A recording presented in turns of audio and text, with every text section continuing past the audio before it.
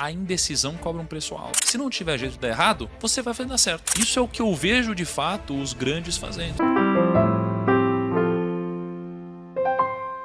Eu tinha atingido minha liberdade financeira com 26, 27 anos, foi cedo. E aí eu comecei a pensar, caramba, cara, como que eu consegui atingir minha liberdade financeira, né? Porque, por mais que eu tivesse tido muito amor na minha vida, eu tive muito perrengue também. Então eu era o cara que eu trabalhei como barman, como garçom, né? E eu lembro que no momento que os meus amigos estavam indo nas festas para se divertir, né? Então eu lembro que eu trabalhava mais do que todas as pessoas que estavam ao meu redor, né? E a maioria das pessoas não se preocupavam com isso. No final de semana eu trabalhava, a maioria não se preocupava com isso. Então eu tive um momento muito difícil da minha vida em relação a esforço, em horas de trabalho. E chegou um belo momento que eu atingi minha liberdade financeira. Eu falei, caramba, peraí. Com certeza eu dei algum tipo de sorte, mas eu devo ter feito alguma coisa certa também para ter atingido a minha liberdade financeira tão cedo em relação às outras pessoas. E comecei a estudar na época. E uma das pessoas que eu estudei tinha sido Napoleão Hill, né? O Napoleão Hill foi um cara que estudou sobre riqueza na época dele, né? No tempo dele. Só que num tempo onde não existia internet. E aí eu me questionei, poxa, será que existe algum motivo do porquê as pessoas prosperam? E eu pensei, como temos acesso à internet hoje, imagina como a gente não pode fazer uma análise muito mais quantitativa do que ele fez na época dele. E aí foi daí que a gente começou a ir em busca do porquê algumas pessoas prosperam e outras não. Será que existe um código? Um dos primeiros grandes nomes que tinha conseguido tinha sido Chris Gardner. Na época da escola de vocês, tinha aquela aula onde a professora faltava e todo mundo assistia filme? Tinha, não tinha? Na minha também. E aí era sempre o mesmo filme, cara. A Procura da Felicidade. Era o mesmo filme, cara. Era sempre esse mesmo filme. E aí, mais pra frente, talvez por uma inspiração disso ou por um acaso, eu virei um assessor de investimentos. Que era exatamente o que o Chris Gardner fazia no filme A Procura da Felicidade. E eu virei justamente isso aqui no Brasil, então ele era um dos meus grandes ídolos. E aí quando ele vinha pro Brasil, eu fui um dos caras que tive acesso a conversar com ele. E aí eu fui pro hotel onde eles estavam hospedados pro evento, e eu sempre fui um cara de me esforçar mais do que a média. E nesse dia, tinha um horário para gravar com o Chris Gardner. Era 11 horas que eu ia gravar com o Chris Gardner. Só que eu tinha chegado extremamente cedo esse dia. Eu nem lembro se tinha chegado 5, 6 da manhã, sei lá. E aí, a gente muito cedo preparou tudo. Então já tinha poltrona, já tinha câmera, tinha tudo isso. E devia ser, sei lá, nem 7 da manhã. E nesse dia ia gravar eu, a Forbes, a Globo e o BTG Pactual na época. E aí, por algum motivo, o Chris Gardner ele veio mais cedo. Tava ele com uma assessora e a assessora olhou para mim e falou assim, não, a gente não vai gravar com esse menino agora não. É só depois e se sobrar tempo, né? Aí o Chris Gardner olhou que eu tava pronto. Aí ele falou, não, vou gravar sim. Aí ele veio andando, aquele brutamontes assim. Aí ele falou, garoto, eu vou gravar com você porque você tá pronto e os profissionais estão sempre prontos. Aí eu lembro que uma das primeiras perguntas que eu fiz foi, por que você tem 2 relógios? Aí ele falou, porque eu não tenho tempo pra perder. E foi muito legal. Acho que o principal insight que eu tive dele foi, there is no plan B, né? Não tem plano B. E todas as pessoas que eu conheço que de fato ficaram muito grandes, elas não ficaram grandes diversificando, elas ficaram grandes com uma grande porrada. Então pega todos os empreendedores, eles ficaram grandes com um grande empreendimento que deu certo, e não vários. O que eu percebi é que as pessoas, elas não devem diversificar o seu trabalho, mas devem diversificar o seu patrimônio, que são coisas diferentes. Isso. Os judeus, eles têm uma passagem que é a passagem de quando eles ensinam como investir o capital. E aí eu decidi me aprofundar nisso. E aí eu liguei hoje pro Rabino Dudu, e aí ele pegou a Torá, e ele abriu lá. Cara, é uma loucura, assim. E aí ele começou a interpretar pra mim tudo isso, e os judeus, eles representam 0,2% da população, e eles têm eles têm quase 1,5% da riqueza mundial. Então assim, eles são muito ricos por cabeça, mais do que qualquer outra religião, né? E tem algum motivo do porquê eles são muito ricos. Quando a gente foi estudar os princípios, né, judaicos, pensa que os judeus, eles acreditam, né, que os primeiros 5 livros da Bíblia são o Pentateuco, e aí, além disso, você tem a Talmud, que é uma coletânea, né, de livros que falam sobre lei, ética, moral e etc. Um desses livros tem um capítulo específico onde conta-se uma história. E nessa história é muito interessante que diz o seguinte, eles estão falando sobre leis. Estava escrito o seguinte, se você deixa um dinheiro seu na mão de alguém para cuidar, e essa pessoa perde o dinheiro que você deixou na mão dessa pessoa para cuidar, essa pessoa, ela está certa ou errada em ter perdido seu dinheiro? Tá? Então, olha que interessante. O livro fala que depende. Ele diz assim, ó, se eu deixei meu dinheiro com você e você foi negligente, então se você pegou dinheiro e você deixou na mão de uma criança, ou você pegou, amarrou, jogou para trás aqui, e você perdeu dinheiro, você é o culpado. Então, alguma coisa ruim tem que acontecer com você. Se você pegou esse dinheiro e você guardou da forma correta, mas alguém veio e te assaltou, você não é culpado. Se você fez tudo certo e você foi roubado, aí você não é culpado, tá? É isso que tá escrito lá. Só que aí, ele diz o seguinte, poxa, mas eu poderia ter dado esse dinheiro para uma criança. Em outras palavras, ele está dizendo assim, você poderia ter sido negligente. Mas o que mais eu poderia ter feito? Aí o rabino responde para ele, você poderia ter amarrado esse dinheiro na sua mão. Aí fala, amarrado esse dinheiro na sua mão? E aí depois ele explica o que é amarrar o dinheiro na sua mão. Ele diz, amarrar o dinheiro na sua mão seria como você pegar 1/3 do seu patrimônio e você enterrar embaixo da terra. 1/3 do seu patrimônio e você investir em negócios. E 1/3 do seu patrimônio e deixar deixar esse dinheiro não, e deixar essas posses abaixo da sua mão. Então ele diz, basicamente, que para o seu capital, você deveria diversificá-lo dessas 3 formas: terras, negócios e posses que estejam abaixo da sua mão. Ou seja, real estate,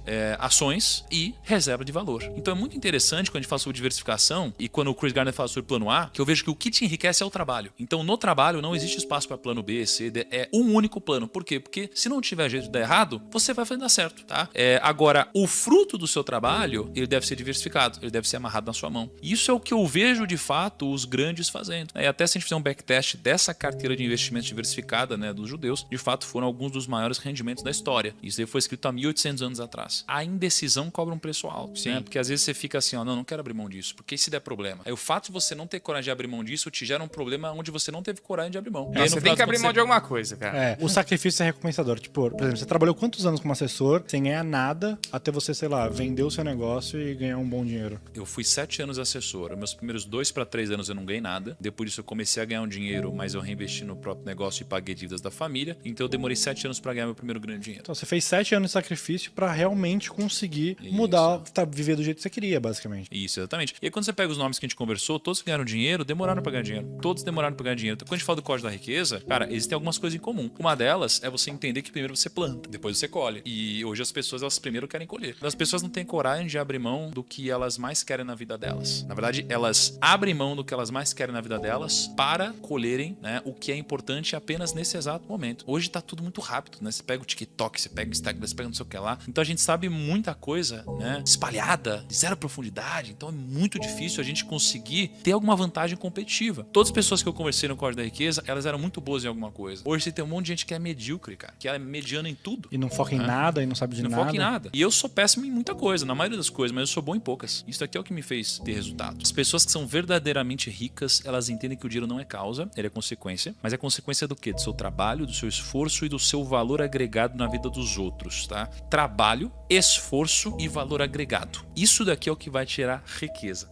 Trabalho, esforço e valor agregado. Por que trabalho? Porque o trabalho, ele tem a ver com você multiplicar algo que você é bom, não algo que você é ruim, né? O trabalho é diferente do emprego. O trabalho é você multiplicar algo que já está dentro de você, algo que você já desenvolveu, algo que você é melhor do que os outros. Quando você desenvolve algo que você é pior do que os outros, você provavelmente não vai conseguir resolver a equação da riqueza, porque vai ter muita gente melhor do que você se esforçando no mesmo grau que você está se esforçando. Então você não vai ter nenhum diferencial, vai ser difícil você construir algo que ninguém mais construiu. Então é importante você entender onde você é bom e você trabalhar isso, porque é isso que vai te dar vantagem competitiva. Mas o ambiente, ele nos prepara para geralmente fazer o quê? Multiplicar o que a gente é ruim, esforçar onde a gente é ruim, passar tempo onde a gente é ruim. A escola faz isso com a gente. Nossa. A escola faz a gente ficar lá repete ano, até você entender química. Pô, cara, imagina o seguinte, olha que bizarro. Você é um cara que odeia química. Você pode usar química se você for por uma linha importante, né, da sua vida que use química, mas na maioria das vezes não. Você já decidiu que você não vai usar química, você só vai usar, sei lá, uma coisa que não tem nada a ver com química. E aí a escola te repete 2 anos, te faz passar 2 anos, te faz perder 2 anos na sua vida porque você, por algum motivo, era extremamente talentoso em, sei lá, em português e horrível em química. E a vida, ela não vai te premiar pelo que você é horrível, vai te premiar só pelo que você é bom. Você vai contratar alguém pro seu time que é incrível em algo que ela faz e não uma pessoa que é horrível. Então, trabalho é multiplicar onde você já é bom, o que você tem. Depois, o seu esforço. O seu esforço, porque, cara, você pode ser extremamente talentoso em alguma coisa, né? Mas se você não se esforçar nisso...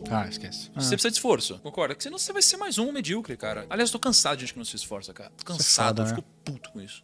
Pior que gente sem discernimento cognitivo é gente vagabunda, cara. É a combinação perfeita. É o deixa a vida me levar com mediocridade, baixa capacidade cognitiva e vagabundagem. Agora, olha só, por isso, e aí você tem um terceiro ponto, você tem o multiplicar o seu talento, você tem o esforço e você tem o valor agregado. Porque não tem como você ganhar alguma coisa se não agregar valor pro outro. O valor agregado eu aprendi com você, eu não sabia o que era isso. Eu achava que trabalhar e ter um emprego era realmente fazer o que eu fui pago pra fazer e tá tudo bem. Eu não sabia que era tipo assim, era fazer o que eu fui combinado a fazer, mas é tipo assim, cara, agregar realmente um valor a isso. É tipo assim, pensar com uma outra ótica, não é tipo, vou editar um vídeo pra subir no YouTube. Não, eu tô editando um vídeo que vai impactar um monte de gente. Eu tô editando esse vídeo pra bater mais de 1 milhão de visualização, porque eu sei que a gente vai conseguir converter esse vídeo em X, Y coisas. Então, as pessoas não entendem que é tipo assim, cara, se você hoje é um júnior numa empresa e você trabalha como um júnior, você vai ser pra sempre um júnior. Você nunca vai promover um cara pro pleno se o cara trabalha como um júnior. O cara tem que trabalhar primeiro como um pleno ou até mesmo como um sênior. Pra você sentir aquela coisa de tipo, puta, cara, esse cara ele já tá... Eu preciso promover esse cara. Promover esse cara. Não dá pra não promover esse cara, né? Exatamente. tem que chegar nessa parada. E aí eu tava com o Jeffrey Myron, eu falei assim, Jeffrey, o que é riqueza pra você? E aí ele falou assim, tem 3 tipos de definições pra riqueza. Aí ele falou assim, a primeira é a riqueza financeira. Mas não é a única definição, mas é a primeira definição. A riqueza financeira é ter um patrimônio bacana que você construiu ao longo da sua vida. Então, mas você tem também a riqueza humana, que é o conhecimento que temos como indivíduo e a nossa capacidade de transmitir isso para outras pessoas, criando relações entre si. Isso é riqueza também. E a terceira riqueza é a riqueza vital, que ele diz que é basicamente a saúde, porque sem ela, as outras duas não fazem sentido nenhum. Então não adianta nada ter só a riqueza financeira se eu não tiver a riqueza vital. Não adianta nada ter riqueza financeira e a vital se eu não tiver a riqueza humana, porque vai me faltar alguma coisa. Você sabe como nasceu a previdência privada? A gente tem a previdência privada e a previdência social. A previdência social, né? Lá atrás, lá no exército romano, eles criaram um formato onde eles pegavam 2/7 do salário dos soldados romanos. E aí eles convertiam isso daqui no futuro em benefícios para eles e aí depois dá um pedaço de terra para os romanos. Aí mais para frente, na Prússia, eles, lá em 1883, se eu não me engano, com Otto von Bismarck,